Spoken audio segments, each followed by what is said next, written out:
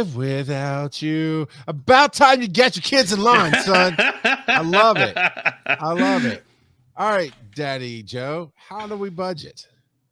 That is a great question. So budgeting is for some people, it's a 4-letter word, to be completely honest, and they treat it as such. I know you and I at different points have gone with the Dave Ramsey method. Yes. But in general, the important thing isn't necessarily how you come up with your budget. It's that you stick to your budget. And to be completely honest, before you even start a budget per se, at least a definitive budget that you're going to stick with, you need to keep track of what you're spending, because your budget isn't gonna even be close to realistic until you actually know what your expenses are. And so, that first month where you want to do a budget, obviously if you're doing a budget, you need to be conscientious of what you're spending in general, but keep track of what you're spending, put it into different categories, like, okay, this is how much I spent on groceries, this is how much I spent on eating out, this was my utilities, my rent or mortgage, my all these different things. Write it all down. And then after you do that for a month, brainstorm with, if you have a significant other or family member, whoever's living with you, brainstorm on stuff that is not a monthly expenditure so that you can plan for that as well. So things like car insurance, which is often paid, every 6 months or every 12 months, depending on your plan. These different expenditures that don't pop up monthly, but they pop up, regularly, so that you can account for them when they do come up. So write all of that down, and then you can start formulating a realistic budget. Now, I'm going to interject here. Definitely not a plug. Like you did say, Joe, you and I have both separately gone through the Financial Peace University, Dave Ramsey stuff. I honestly do not like the man as a person, and that's just an opinion. However, I think they've put together a lot of great things. And right now I'm putting in a link into our chat. I'll read it out for you on the podcast. You can play it back. RamseySolutions.com. That's RAMSEY solutions.com/budgeting/useful-forms. And it's all free. And it's stuff that you're talking about. There's monthly cash flow plan, quick start budgets, and sources recap. All these forms that are I've used them. Debt snowballs. It's very helpful, and they're like I said, they're free, and you can print them off, and it'll help you get started. Because I found, Joe, in the early days of my marriage. One, I've learned since the early days of my marriage, there's a difference between cash flow and budget. And a cash flow is usually how we manage our house of going, like you said, I got to pay this much for car payment, pay this, pay this, and pay this. And you make that list. And that means you just got to make more than what that list is. Whereas at least on a business scale, and I don't know so much for a house, but I think it does apply, that a budget is, this is how much money you have to allocate, and every last penny has to go somewhere. And you're coming at it from that standpoint versus what I spent. And there's multiple forms that help you through those different things specifically there, and makes it simple. Because I found, I'll toss it back to you, Kurt, after this. I found when I first started talking about these things with my wife, newlyweds, right? The cash flow one worked for us better, but it was so hard to stick to it because, like, oh, well, I do have to pay these bills, but I have this much money in my bank, but then you spend it and you don't track it right, and you're being loosey goosey. But then when we tried to do a budget for everything, it was overwhelming, and so I needed that almost middle school level speech of, this is how you do a budget. It doesn't have to be this big accounting thing. So that was my experience. Kurt, what's your experience been? Yeah, so I've had success and failures when it comes to budgeting. Right. All of us except Joe, the 1%er, right? Yeah. Well, but he's young, so he has time. Still waiting for that midlife crisis. Yes. Sorry, Kelsey. But I think that what I try to do, and not always successfully, but what I try to do is make sure I understand all the money that's going out of the house, and how much that should be, and then make sure I have enough income to cover that. But one of the tools that I've used and still do to a certain extent is NerdWallet.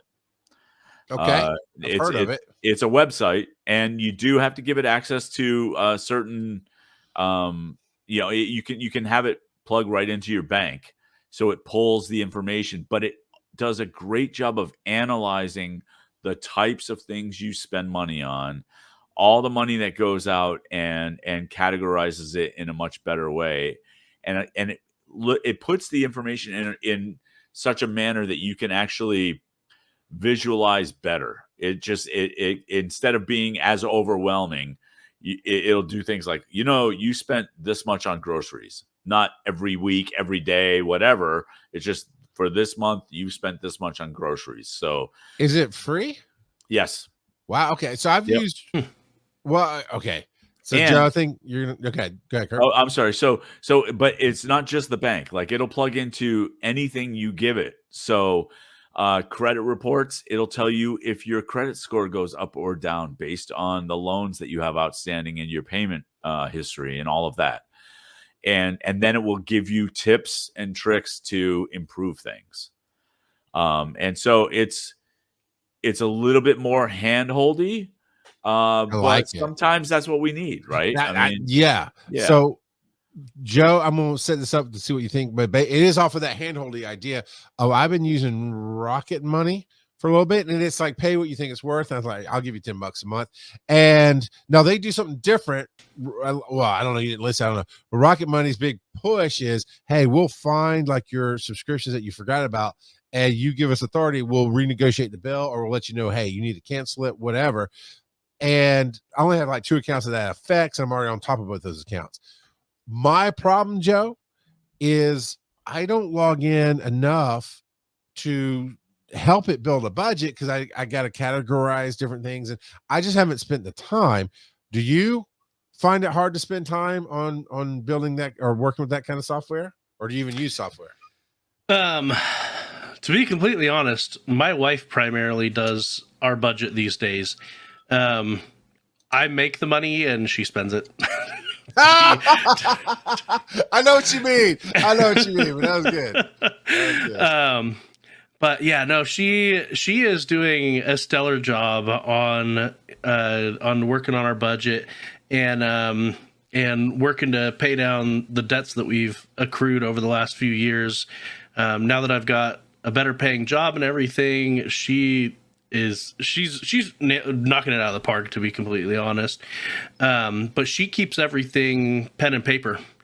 And so does my wife. Yeah. And so that's what she does. And so she looks at it, she writes down, okay, this is our expenditures for the month. This is how much we're bringing in. This is all the random stuff that's coming up. This kid is going to a summer camp. That's an extra expense.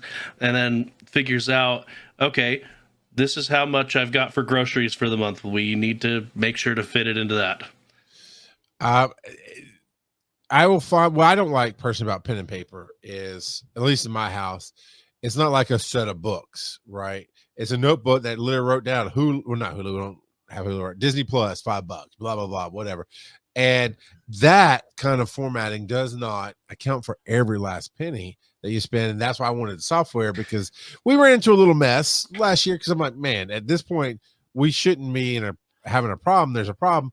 And it is because there was other problems that I don't need to go into, but there was just some craziness that we weren't paying attention to. And I did a spreadsheet, which took a couple of hours because I dug into it. Because that's when it hits oh crap mode for me. I get out all the printouts and cross-reference and put on my spreadsheet so I can see it and do all the formulas. That took a while. I was like, man, I really need an AI to do this. And I'm thinking about turning off Rocketbooks anyway, because I just don't use it. And I don't feel right if they ask me to pay and I said, yeah, I'll pay to not pay, but I might try NerdWallet. So I think once you set up, Kurt, you use NerdWallet. So let me ask you this. Once you spend let's call it an hour, I don't know, once you spend the time to go, yeah, this is this is that, and set it up, you can set it and forget it and just go log in every once in a while and look at it. You can. Yeah. Yeah. Because it's live data. It's live data. So, I'll get an email every now and then that says, hey, by the way, your credit score went up, or you were charged a fee by your bank because you're an idiot. Just it'll tell you, and it tells you what your monthly cash flow is and what your net worth is, and based on just all the information that you set up, and then it will give you a financial health score. I like it.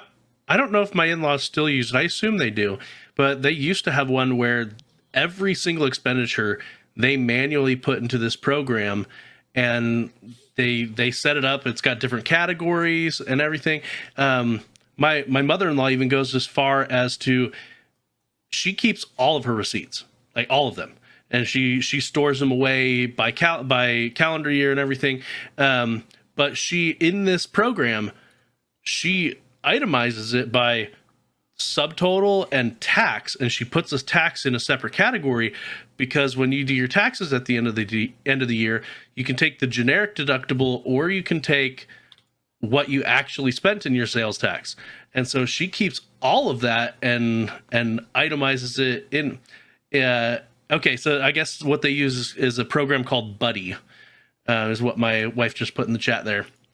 Okay. And so yeah, they completely itemize it to the point where, like, when she's out, some places, the receipt they give you, it doesn't show the subtitle and the tax itemized, and she will go up to him and be like, "Can I get an itemized one, or can you at least write down and sign what the taxed amount is, because I store this in my finances." But yeah, she is super diligent. She does it basically every night with all the new receipts that she has, so that she doesn't get behind, because it would be super easy to fall behind super fast. And so it's a lot of manual work, but that's what works for them. Right. Yeah. Fair. I don't know, man. Kurt, I just need to get to the level of life that I want to get to, which is, I'm busy. I have to have an accountant manage all my millions, and I just need to do a sit-down meeting with them once a month to look over everything and make sure it's right. That's where I need to be. But yeah, I just pulled up my Rocket Money dashboard. And you're rich. Yeah, wow, well, you're the 1%er. Oh, no. Look, I'd be Oprah, baby, and you get a penny, and because that's all I care about you. You get a Slurpee, and you get a Slurpee. Because you know what today is, Joe? 7-Eleven, baby. 7-Eleven, baby. And I didn't have time to make the 2-hour trip to get the free Slurpee. But I completely spaced it, to be honest. It says, I don't know where it gets that number from, because that's my problem. I didn't set it up right, I guess. My July budget is $6,708. I don't make $6,708. That's a much bigger budget than mine. Yeah, I'm like that. I don't make that in a month, so I don't know why that's my budget. Because I think we found the problem. Yeah. So I find new is fresh. And so for no other reason than that, and Kurt's already on it, I'm going to turn off my Rocket Money account and start a Nerd Wallet. Plus, I like the Nerd Wallet. And then maybe one day we can tell you why is it nerdy is brought to you by Nerd Wallet, because nothing's nerdier than tracking your money, baby. And it's wise and nerdy. But Joe won't use it because he's a